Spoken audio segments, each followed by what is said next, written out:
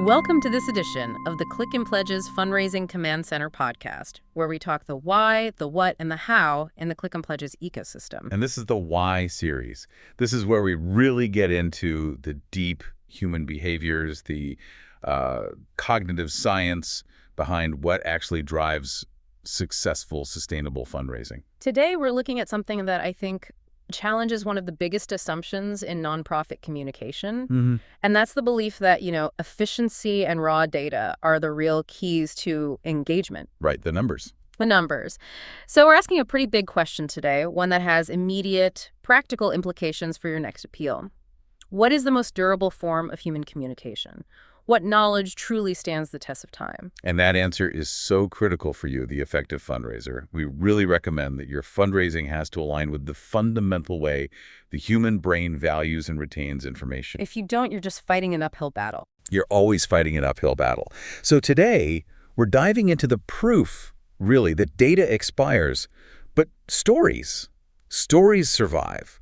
This is where it gets really interesting for every organization that's struggling with donor retention. Okay, let's unpack this core argument, which we're calling the time test. The time test, yeah. The idea is just fascinating because it takes this really abstract concept, evolutionary psychology. How our brains are wired for survival. Exactly.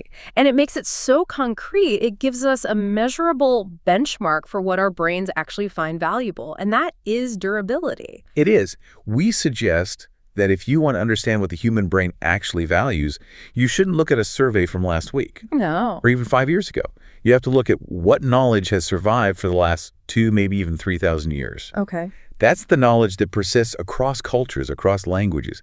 It's what the brain is biologically programmed to protect and to transmit. That's the real validation. So we'll pose the question directly to you, the listener. If you want to know what the human brain actually values, just look at what survived the last couple thousand years. Our sources point us straight to, ancient Greece. We all know the stories of ancient Greece. We know the myths of Zeus, the, cunning of Odysseus, struggles of Hercules. The Trojan War, it's all still with us. But what if I asked you, what was the official budget for rebuilding the Parthenon in 430 BC? Right. Or what was the per capita GDP of Athens during its golden age? Or even better, what was the tax rate on olive oil imports in 300 BC? I have no idea. And I think this is the crucial part. I don't really care. Exactly. Yeah. And you don't care. Why? Because that data, it might be interesting to a specialist historian, but it's functionally irrelevant to your survival or your understanding of being human. We kept the story. We kept the story because it taught us something that lasts. Something about power, jealousy, loyalty, betrayal. Those are high-value survival lessons. The price of a sack of grain.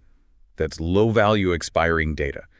We kept the hero, and we let the spreadsheet turn to dust. And that brings us right to the core comparison we're analyzing today, what we call the Zeus versus the ledger paradox. Yeah.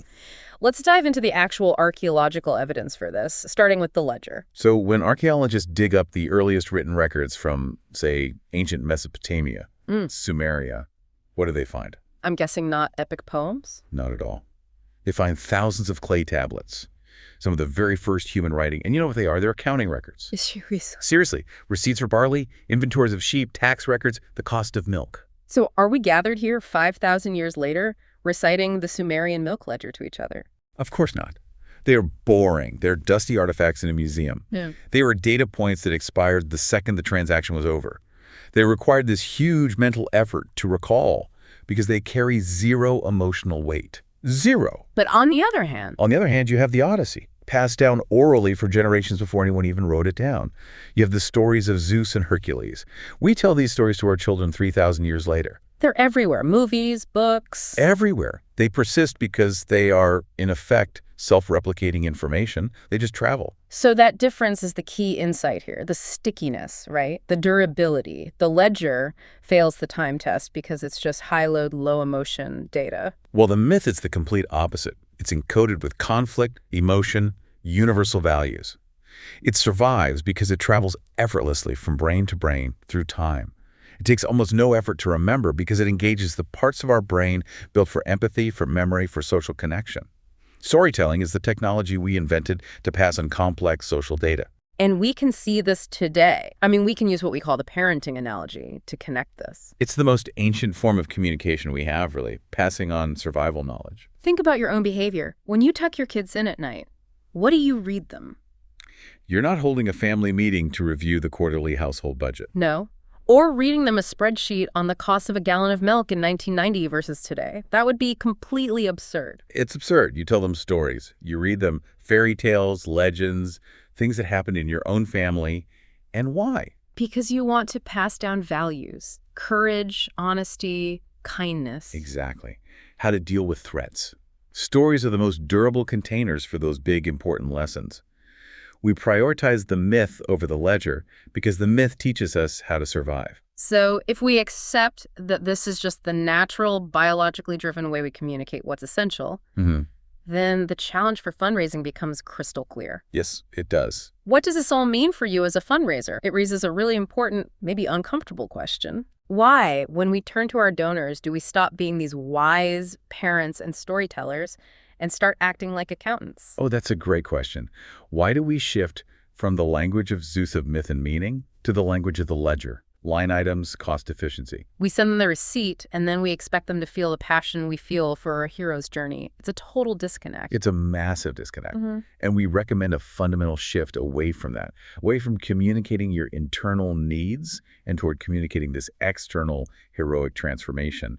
It's summarized by something history shows us over and over. Which is? We don't build statues of accountants. We build statues of heroes. That's powerful. The accountant manages the numbers, which is necessary, of course, but the hero owns the story. And we suggest your nonprofit has to embrace being the hero, the active agent of change, the one facing the dragon, not the clerk reporting the results after the fact. Think about that durability comparison one last time. A spreadsheet you made 10 years ago. It's obsolete, it's archived, it's basically data trash. But a story you told someone 10 years ago, that's a memory, something you cherish. And a story from 1,000 years ago is a myth. So if you want your mission to last, if you want your impact to echo beyond the next fiscal quarter, you have to stop writing ledgers and start writing myths. Okay, so that all sounds great in theory, but how does this actually work in practice? I mean, we still need to be transparent and accountable. Of course. And that's the core tension, isn't it? Fundraisers feel this pressure to send the ledger because they think transparency means sharing all the numbers. And that's a misunderstanding. It's a huge misunderstanding. Accountability is crucial, but it shouldn't be the primary emotional driver of your communication. The problem is when the communication becomes purely, well, transactional. What does that sound like? A transactional appeal. It sounds like this. We need $200 to purchase 15 blankets for the shelter, and our overhead is only 10%. It's a bill, an invoice. Right, and a transformational appeal, the myth. That sounds completely different. It sounds like this. Thanks to heroes like you, 15 vulnerable people will face the coming winter with safety and dignity, turning a moment of desperation into a story of hope. The numbers are still there, implicitly, but the narrative is front and center. The emotional truth is primary. We recommend moving your communication from the cost of milk to the creation of hope. Let's make this really actionable. We have 3 key shifts we recommend for your donor appeals. Okay, first, internalize the Zeus paradox. Really understand why myths survive while ledgers turn to dust. What that means is you have to rigorously edit your appeals. Make sure every single data point serves the larger narrative. It can't just exist for its own sake. You have to prioritize the emotional stakes over just, endless metrics. Got it. What's number 2? Second, apply what we call the campfire rule. We are storytelling animals. We gathered around fires.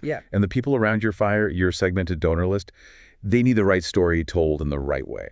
So it's not one size fits all. Not at all. A major donor, for example, needs to hear a story of legacy, of strategic investment.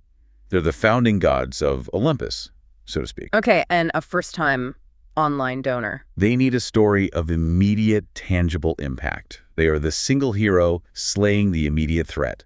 If you send the legacy story to the first-time donor, they feel irrelevant. If you send the quick impact story to the major donor, they feel like you're trivializing their commitment. So you have to tailor the myth. You have to tailor the myth to the audience's emotional entry point. It's absolutely critical. And the third and final shift? And finally, make the shift. You have to move completely away from that transactional communication, the utility bill, and toward transformational communication, the hero's journey. Your donor gives because they want to be part of the transformation. They want to wear the hero's mantle. And it all just comes back to biology, really. It really does. We are biologically wired to tune out the price of milk. That detail expires, it carries no social weight. But we are wired to tune in to the wrath of Zeus or the hero facing a dragon, because those stories contain essential, enduring lessons about survival and community. And that's not just culture. We suggest it's a deep-seated survival mechanism that is still guiding donor behavior today. If your communication doesn't engage that core wiring, if you're sending ledgers, you are just wasting your effort and losing the chance to build a real, lasting relationship. So that really summarizes the core takeaway of this deep dive. History proves one undeniable fact. Data expires, stories survive. You have to stop sending your donors the receipts and the spreadsheets. And start sending them the myth, the story that sticks, that connects them to your mission and drives real, lasting action. So we'll leave you with a final thought. Consider the durability of your latest donor appeal. Think about it right now. 3,000 years later, we still know the story of Zeus, but we have completely forgotten the detailed data of the Sumerian tablets.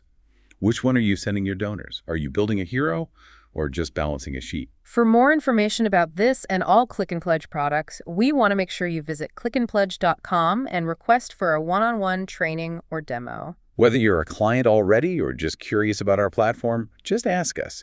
We will gladly get together with you to chat. And don't forget to subscribe to this podcast to stay up to date with all the latest and greatest features of the Click and Pledge Fundraising Command Center. We'll see you next time as we dive even deeper into the why of effective fundraising.